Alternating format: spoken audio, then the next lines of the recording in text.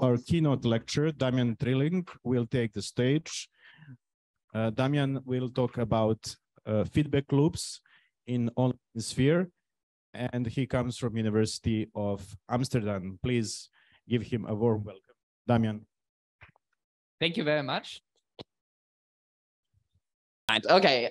So good morning, everyone. My name is Damian Trilling. I'm, well, as Jubisa said, from the University of Amsterdam. I'm associate professor for communication in the digital society there. So that's quite some fit with this conference theme. I'm very, very happy for the invitation. It's an honor to actually even open this conference. I'm very happy for that. So what do I want to talk about today? I essentially want to talk with you about the notion of feedback loops. And I want to first start with a brief, well, kind of historical perspective on how within communication science, the notion of feedback loops has been used.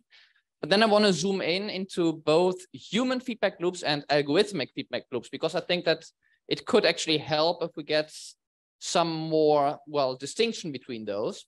I'm going to give you some examples and try to, well, categorize them. I'm then going to give you an example of some research that we're doing in my group to just illustrate how I think we could study these things. And yeah, that's it. Could you please go to the next slide? Thanks. So the question is, of course, so how did I actually arrive here? And well, I'm immediately going to be a bit provocative because I know that there are a lot of people here doing research on echo chambers, filter bubbles, and we're going to talk about that a lot. But what I find very, very interesting is that despite the fact that these mechanisms exist and we can observe them in some settings, actually there's relatively little real world evidence that they are extremely widespread, right? So we don't really see, even though that people may be inclined to seek other people who are like them, most people are not living in a completely closed off setting, as in that they do not know what happens outside.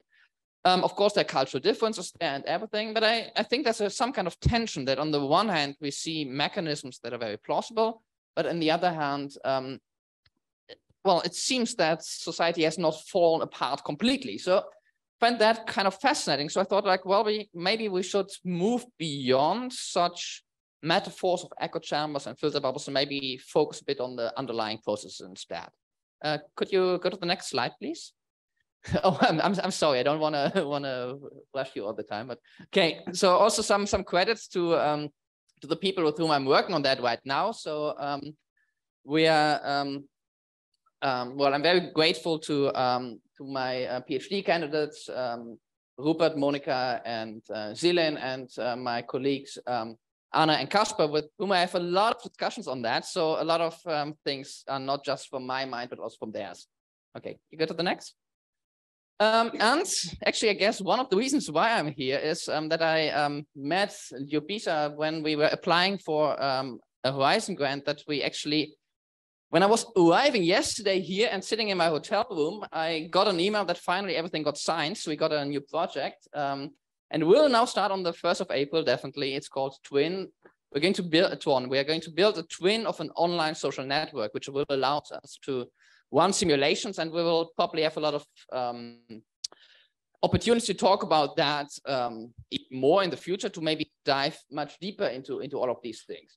So that's a big project that we're going to start to, well, go even deeper. But okay, let's first take a step back and go to the next slide.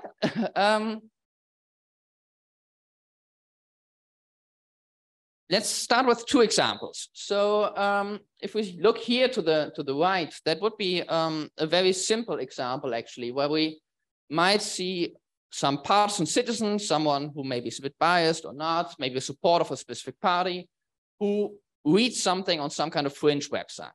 Then that person will maybe post a link in some online community. And within that community, people may reshare that. But also there may be some filtering or ranking algorithm that may actually boost that content.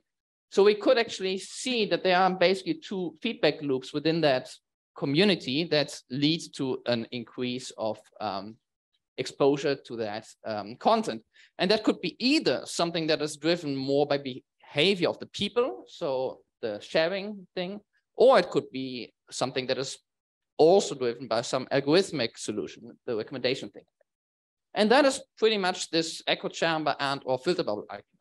But I argue that actually in real life, it's a bit more complex, because we could, for instance, think of something, and also that is just one example, right? But we could, for instance, think of some journalists who might read something on some fringe website and then cover that in the media. So maybe actually in a critical way, or also in a non-critical way, that doesn't even matter that much.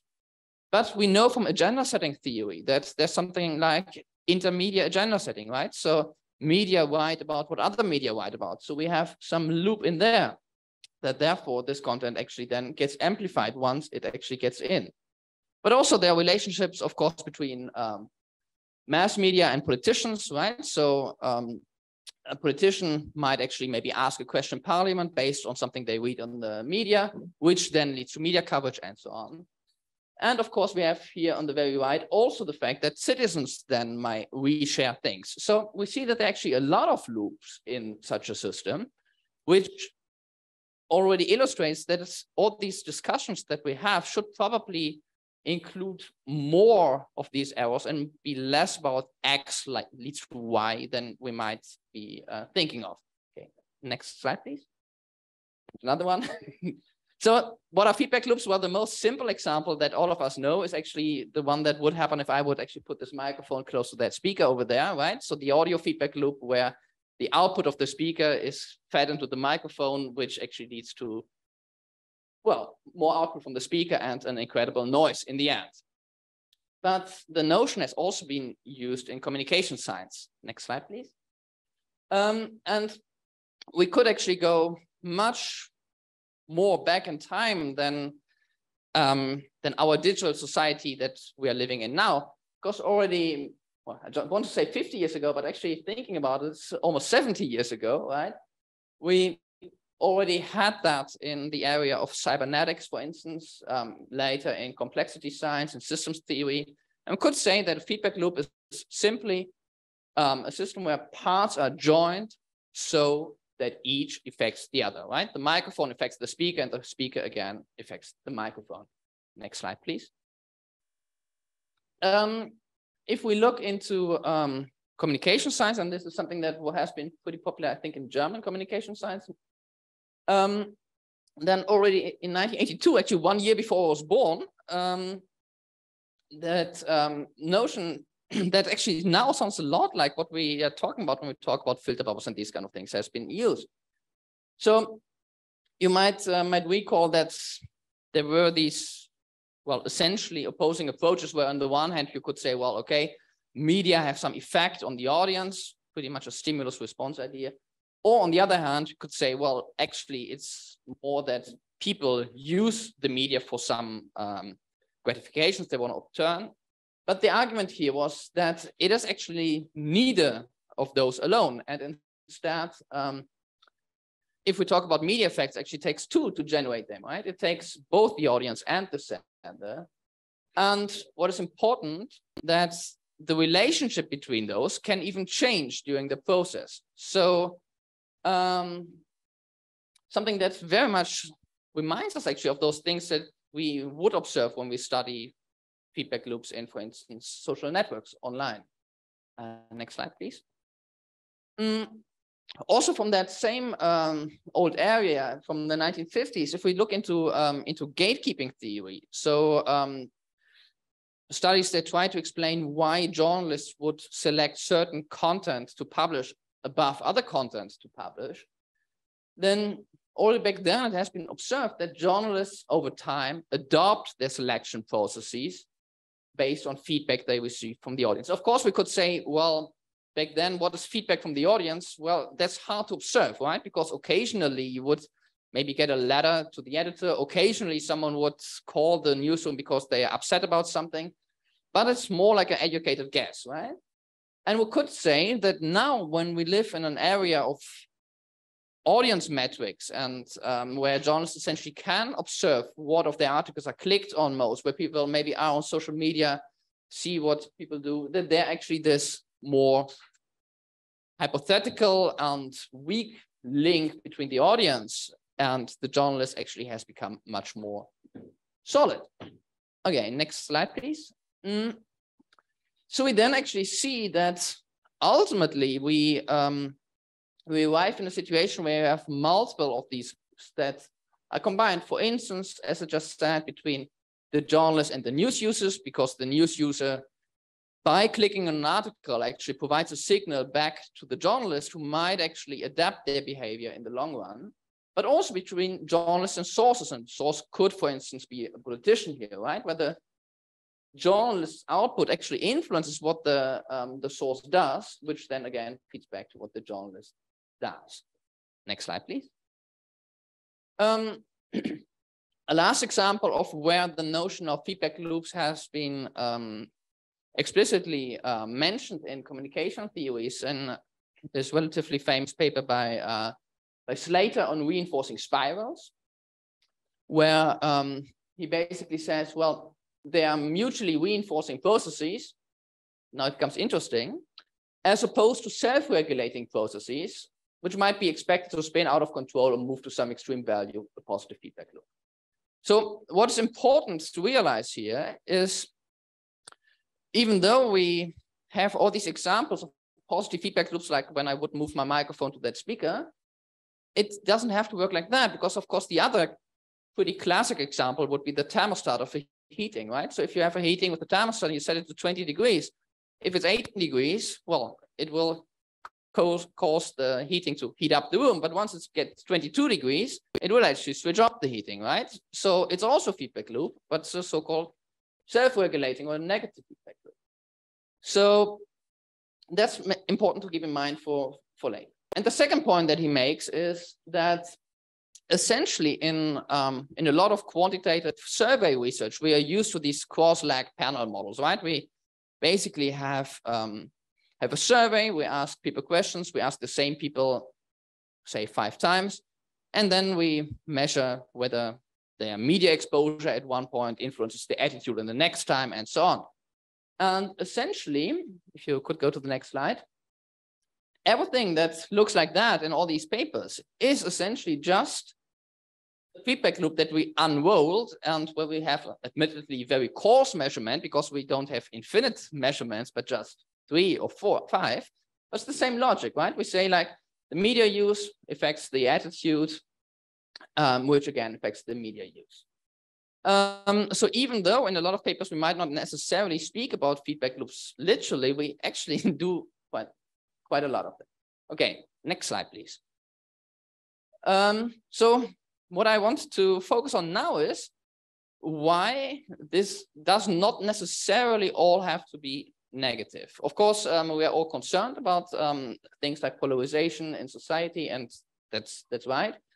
But we could, of course, say, well, if we're talking about things that spin out of control, reinforcing processes, well, all these things, social media, even algorithmic news recommendation, these things have been around for quite some time now, actually, right? So you would expect that if we would observe some kind of reinforcing thing, that if we measure something now and then say a month from now, if then actually there's already some substantive increase, that by now actually every one of us should be completely polarized, completely radicalized. And I would argue that even though there are, of course, undeniable problems with the radicalization and polarization, a lot of people still talk to each other. So there must be something else going on.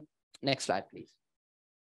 So I would say that one reason why we tend maybe to model these processes or think of these processes not in the most appropriate way is because we often tend to forget that there are also these negative feedback loops that work like a thermostat. So for instance, one example would be if we think of news recommendations. So for instance, a website that shows those news items more on top that maybe it expects you to be more interested in, and so on.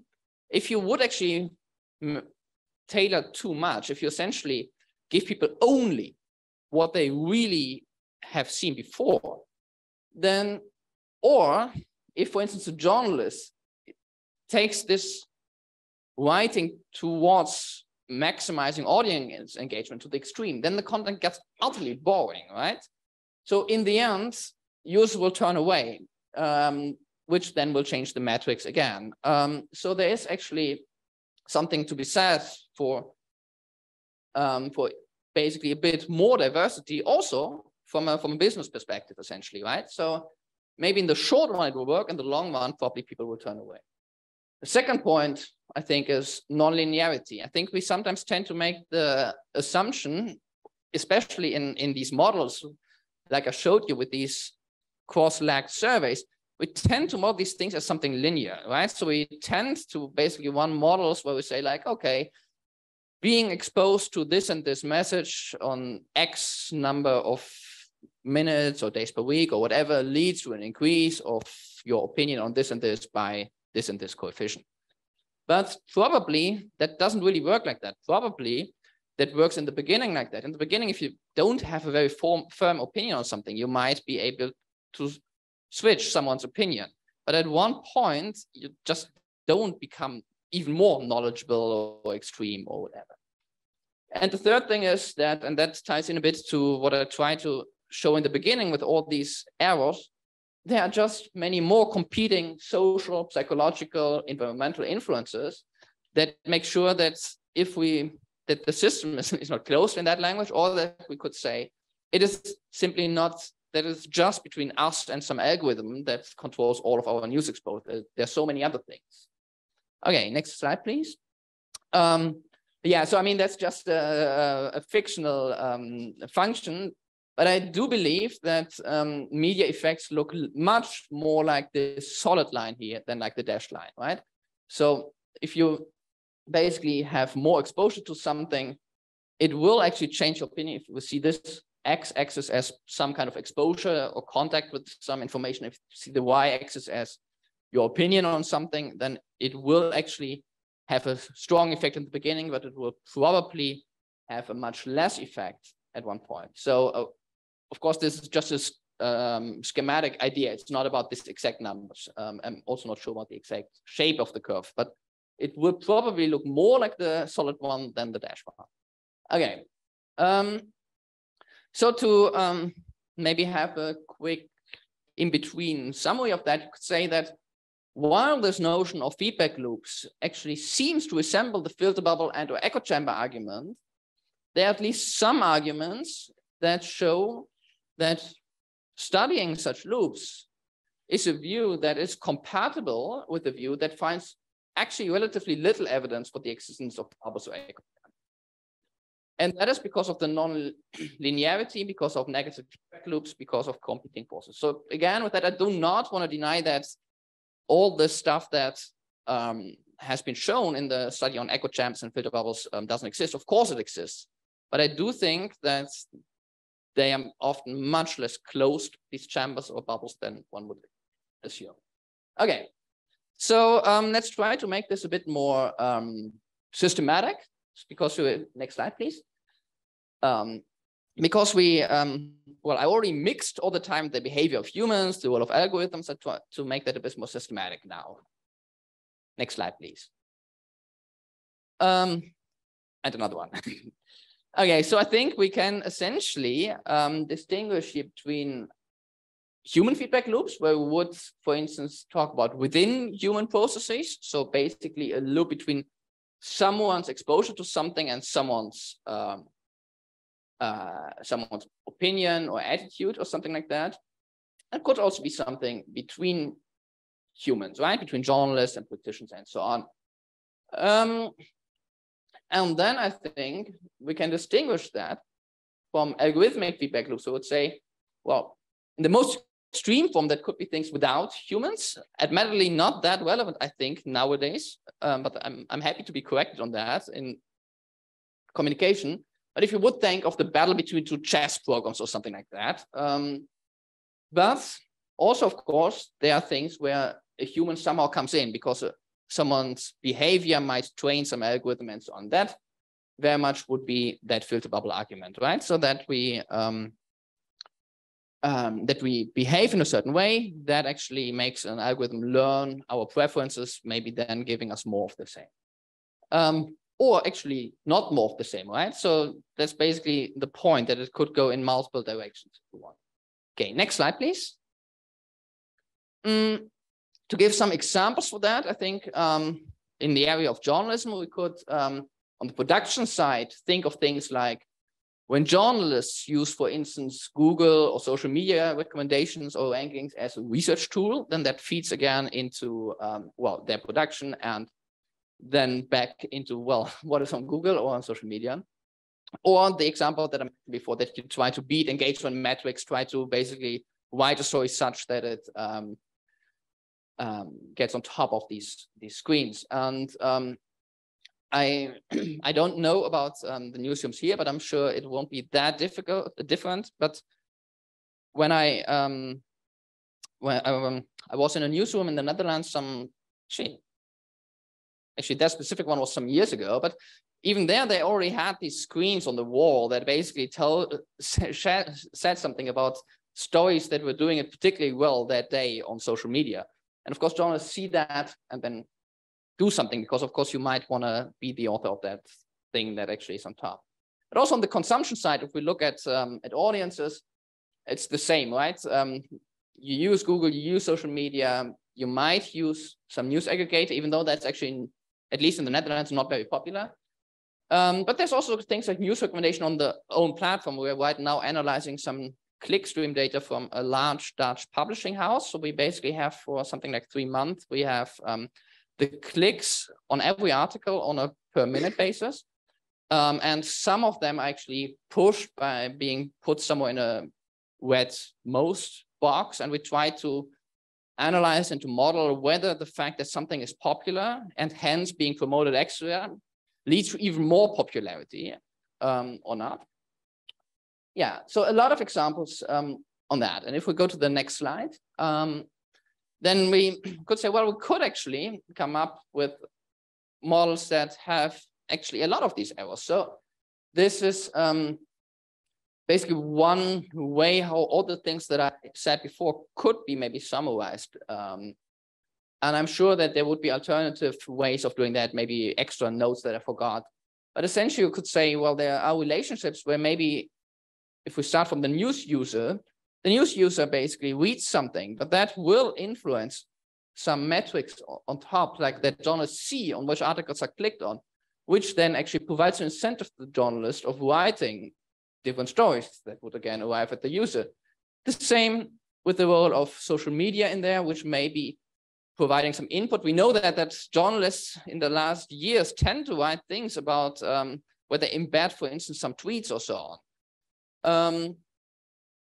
Yeah, and so we could go on with that. Again, I don't think this is the full picture, but I think it illustrates that it might be thinking a bit too narrow if we just, for instance, consider the relationship between social media and news user as if the rest doesn't exist. Of course, there are always practical limitations why we can't really study everything at the same time. In an ideal world, you probably would want to include more of these errors. Okay, good. So what does that mean for our research? Well, first of all, that's increasingly difficult, I think. If basically the media landscape looks a bit like on the previous slide, then it's increasingly difficult to say that X leads to Y. It becomes increasingly difficult to say, well, it is the case that it's the algorithm that is to blame or things like that, right?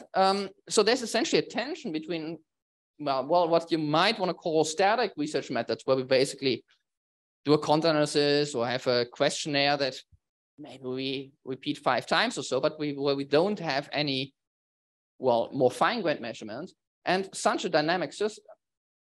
It's very hard to say what exactly is to blame, and we need other research designs for that. Next slide, please. Could you go to the next slide? Thank you. And again, so I want to give you one example. The example would be the study of the role of news recommender systems. So news recommender systems is basically the technique underlying the automated decision on which news to show to someone, maybe in a newsletter sent to people, but also on a news site.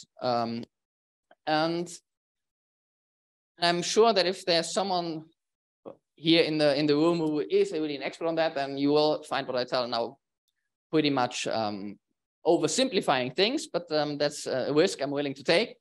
So essentially, even though we tend to have some kind of ideas about recommendation and the role of algorithms, all of us, there is actually not one way of doing that. And we can essentially distinguish a couple of mechanisms. So you could actually have a system that is focusing on the general popularity. So essentially saying, if a lot of people read something, then I'm going to recommend it. So I'm going to put it higher on the list.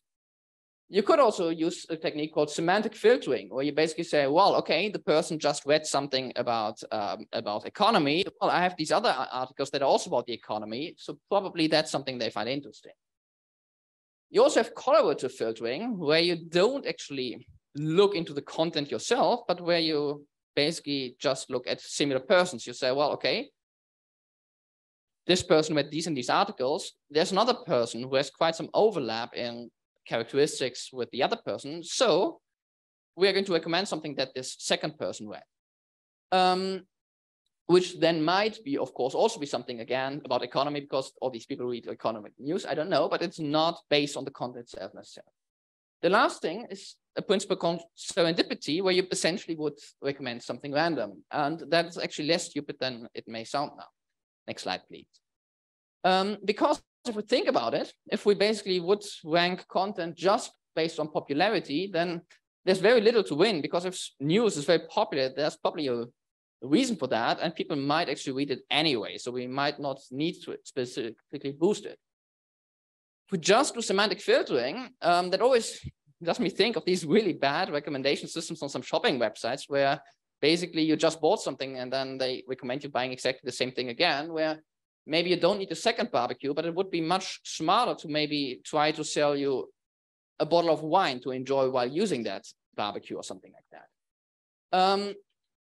This collaborative filtering thing, that actually might work best, but there are problems, because maybe if you are in some specific group that, or if you're essentially not in a specific group, if there are not many people like you, then that can be pretty problematic. There are interesting articles about how that relates also to all kinds of biases and discrimination things as well.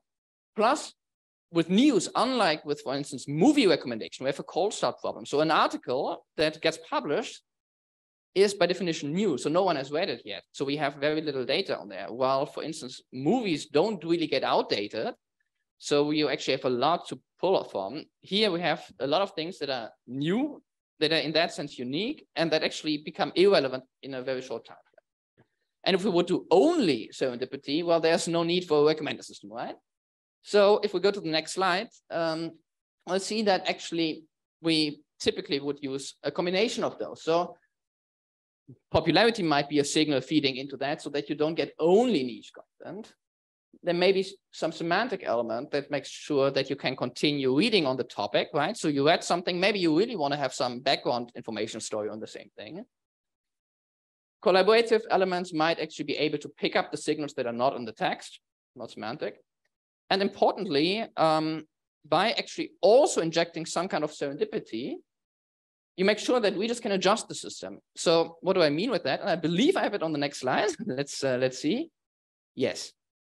So if we would not do that, and if it actually would work, how people think often it is. So basically you click 10 times on an article about sports, so you get more and more sports. What would happen is, well, you add this 10 sports article, then you only get sports news, even though it's a news site. So you're frustrated, stop using the system. So probably instead how it works is that you read these 10 articles about sports, so you get a bit more article about sports, but it's not that all the rest is scrapped from the list. And then let's assume that it wasn't actually even you. Maybe your partner just used your computer in the meantime and looked something. For instance, my partner, she's interested in ice skating. I couldn't care less. So if she would read with my account a lot of things about ice skating and would only get ice skating news, I would, well, not like that, right? So the trick is here that because the system also recommends other stuff based on, for instance, popularity, or includes some serendipity, so basically some random content or content that maybe by some journalists is flagged as everything, everyone should get that, which also exists, then actually you have the opportunity as a user, even though maybe sports is overrepresented, to actually click some of these others because they still exist, which then actually teaches the system that maybe after all, it should show you a bit less of sports again. So you see the feedback loop in here, right? Next slide, please. So one example in the last 5 minutes that I have, one example of how one can study these things is, and actually it looks nicer now. So if I was not standing here, I would actually sitting behind the computer fixing some bugs on the database backend of this. So what we did is we basically developed a news site. And again, now it has pictures and everything, but this is from the first iteration. And that works like that it pulls news real time from a lot of, in this case, we did it in the Netherlands, but we're going to do it in other contexts as well. So we real time pull news from 6 or 7 major news sources. Well, when I say real time, maybe there's a 10-minute delay or something, but essentially, if you go to our site, you will get news that you would otherwise also get on the news. So you can just use the site as a normal news site. But if you sign up, then you get assigned to different conditions. One, where this is essentially a random set of news that has been published in the last hour. One where it is recommended based on your past behavior. And one where we actually allowed people to specifically say, I want less sports, I want more economy, these kind of things. And then we measured over some time what that did to the diversity of news that people were exposed to basically try to get a glimpse into these feedback processes. And you see, well, it worked on mobile on the right, it worked on desktop, yes. So in this specific study, we basically had 250 participants who made 23,000 choices. So basically clicking on something, because of course we monitored all of that on the back end. And we basically had some reward system where we essentially said, you know what, we are going to, we want you to use our site for something like 2 weeks, and we want to use it on a regular basis. So essentially we really thought about how should you do that, because if you basically tell people, well, we give you 10 euros if you log in 100 times, they will just do it well in one go. So we basically had a system where we gave points for logging on, but it was capped for a maximum number on per day and things like that. So essentially simulating any behavior that would be like, okay, if you use it the next 2 weeks, maybe forgot 2 or 3 days, that's fine. And if you use it at least some minutes, click on some things, then you will be fine. Yeah, and then we did that. And if you go to the next slide, and I don't want to go too much into all this, these details, because that's not the focus of today's talk. But what is very interesting is that there was no correlation between, because of course we asked people afterwards with the questionnaire a lot of things about their experiences with the system. So there was actually no correlation between the actual diversity that what people got exposed to, which obviously differed a lot depending on the condition they were in, and whether they thought that it was diverse content. And we believe that it is because also this is non-linear. I think if it is completely biased or one-sided, then people will notice. But once it's good enough, then they will just say, well, yeah, sounds okay. What was interesting is the more control they had. So when we added these things like, hey, I want to have more of this or less of that, then actually it really got less diverse, but a lot of variance between users. So there are some users who really use these features then to basically narrow down what they get. But interestingly, that was not so much the case in this automated algorithmic conditions. It was more when we get people to control. I'll see that basically their preferences override some things. And what I find most interesting maybe is this, the number 4. So if someone within a short time frame has read a lot of economic news, for instance, then they won't choose anymore. So if you take the average over a long time, so someone who on average reads a lot of economic news, then it's a good predictor that they will also keep on doing that. But if you calculate it on a short time frame, if you basically calculate, did that person read economic news a lot in the last 10 minutes? then it actually reverses, because then they have already read and caught up with economic news. So that's actually a very interesting thing. And we want to dive, because of course it's just a single study and we might be wrong. So we want to dive into that more and see what's in there. Okay, next slide, please. So of course, the question is, and I already alluded a bit to it, is it the case that those who have less diverse interests to begin with indeed get less diverse news over time if we use a recommender system?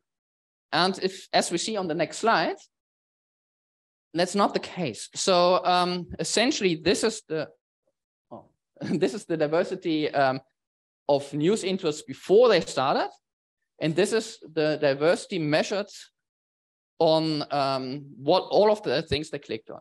So essentially, if the slope of these lines is 0, then that means that their reported interest in the beginning, or the diversity of interest that we reported in the beginning, has no relationship with how diverse their consumption in the end was.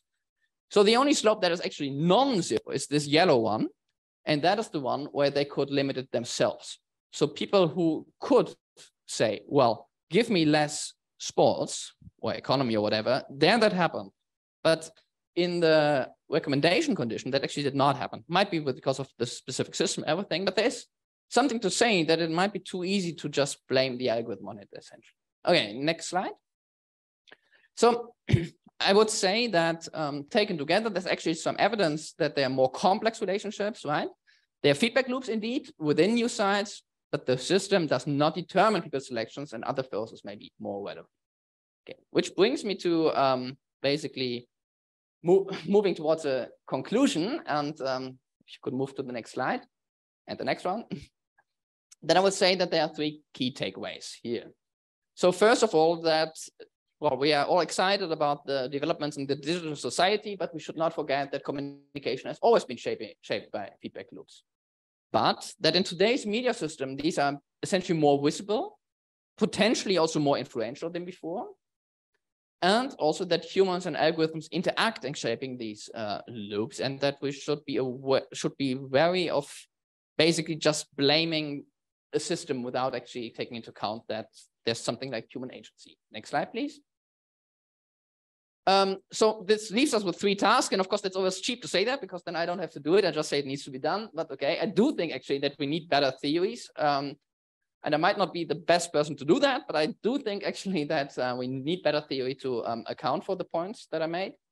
We need better operationalizations for testing them, and we need innovative methods to do so. Next slide, please. Which then will allow us basically to say more about what that in the end actually means for the media landscape. Next slide.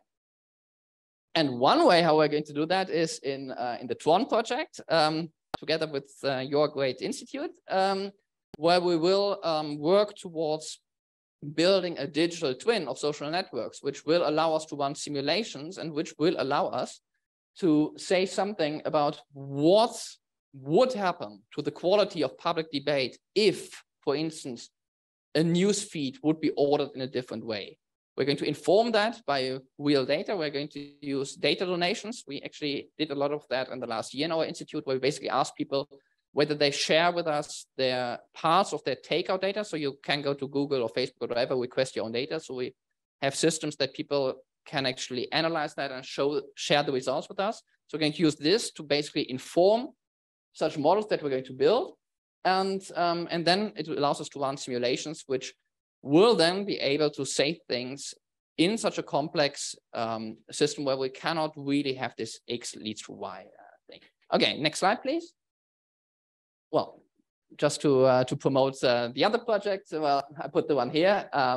But in any event, on the next slide, you will have this typical last any question slide. So I would be happy to answer any questions. Thank you.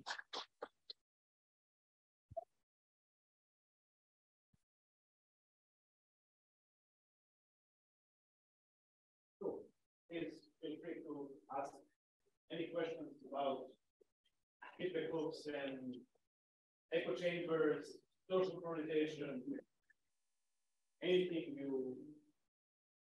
that comes from your mind. Please.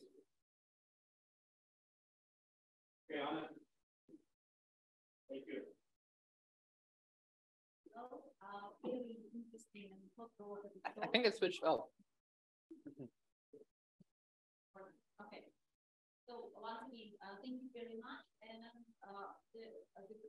my question would be, so do you think that there are, like, it's just, you know, I'm asking for your opinion, maybe educated guess. I understand that you don't need, you don't have the data to support that.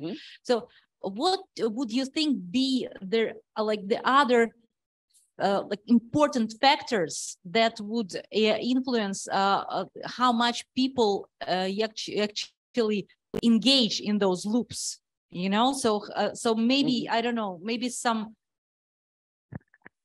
I don't know, physical factors or previous experience factors or whatever. So this would be my question.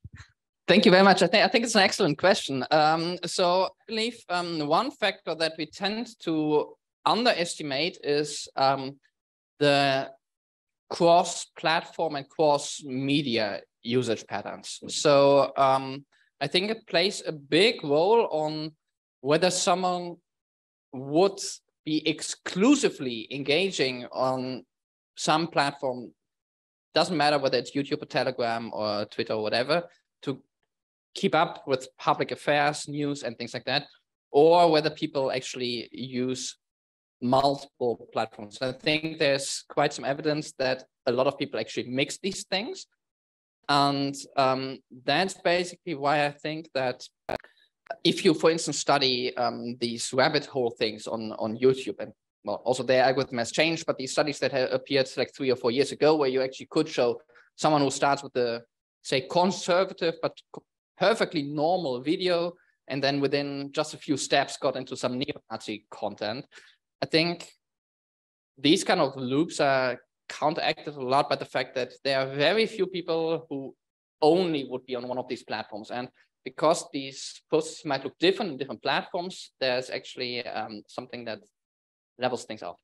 I think that's a big one. And I think the second one is, and we shouldn't forget, actually something that is very hard to study, and that is just all the offline stuff that happens, right? So because people still talk to each other in offices if they are not sitting behind Zoom during a pandemic all the time. And I think there's something to be said that may actually also be an important role in there. Would you like to ask a question? Thank you. Thank you so much, Damian, for the great, fascinating talk. I really liked it. My question is about your starting point of presentation, where you said, well, basically, there's not much evidence about filter bubbles and so forth. And I really liked your conclusion that you say, maybe we also need better methods and better theories to basically find them, if you will. And I'm wondering, most of this research and also the research you presented focused on topics, so economy, sports, and topic selections. And you say, well, basically, there's also no overwhelming evidence, like your last slides, only if people get the explicit option to select, to choose, then you see some relationships. But is it really about the topics? Isn't it more about the leaning? That when you look at the big polarized topics that we have, that people become more like, they still see what's going on. Take the COVID-19 pandemic. They still see what the government has discussed, or they still see what the kind of the mainstream discourse is, but nevertheless, they prefer to deeper engage in news articles on social media or in interpersonal communication that is in line with their views, so more about the leaning rather than the topics. Well, first, thanks a lot, Jörg. First of all, I couldn't agree more that that basically the stance might be, in terms of political outcomes, more important. And I also couldn't agree more with the second thing that you said about that people are still aware. And I think that was basically the point that I wanted to make, because I think that both the echo chamber and the filter bubble argument, and we all know that they are sometimes ill-defined and it's hard to say what it means exactly. But I think that at least in the original or classical definitions of those, it is, at least in my understanding, meant that it really means you are not aware anymore. So I basically, I think what I wanted to say is I don't buy that they are not aware anymore argument. I do buy the people get polarized more argument, and I maybe a follow-up thought is that something that we discussed in our group a lot is that we basically, when empirically trying to find these things, we want in the long run to think about it a bit of a two-step process, where the first thing is more about what do people actually do with the topic, and then the second is the leaning within the topic. Because I think there's a big difference between, for instance, a lot of research that's done in the US or in two-party systems, or in societies where there's a clear cleavage between two camps, and societies where that is less the case. Because I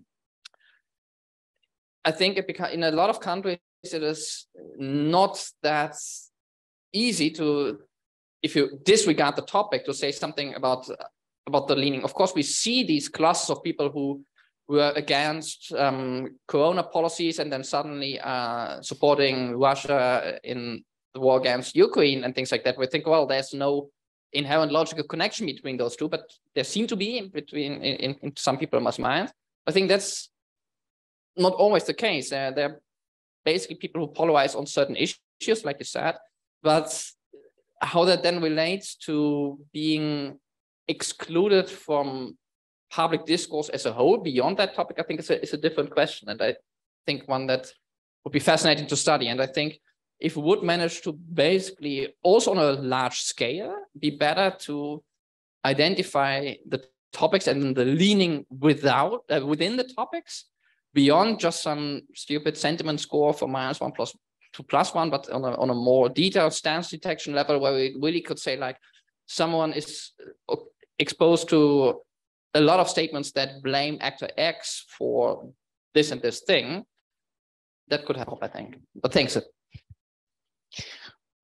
Okay, next question. One. Yeah. Okay, let's have two quick ones. Very quick. Sorry.